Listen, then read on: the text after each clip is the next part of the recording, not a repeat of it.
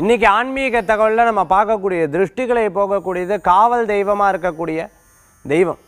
திருஷ்டி மட்டும் கிடையாது, நமக்கு இருக்கக்கூடிய எதிர்வினை செய்வினை தடைகள் நீக்கக்கூடிய ஒரு அற்புதமான வழிபாட்டு முறைகள். இந்த வழிபாட்டு முறைகள், இந்த வழிபாட்டுக்குரிய தெய்வம் யார் அப்படின்னு பார்த்துட்டோம்னா முனீஸ்வரர் வழிபாடு. காவல் காக்கக்கூடிய முனீஸ்வரர் வழிபாட்டுக்குண்டான வழிபாட்டு முறைகள் தான் இன்றைக்கி நம்ம பார்க்கக்கூடியது. முனீஸ்வரர் காவல் தெய்வங்களில் ஒன்று தான் முனீஸ்வரர்.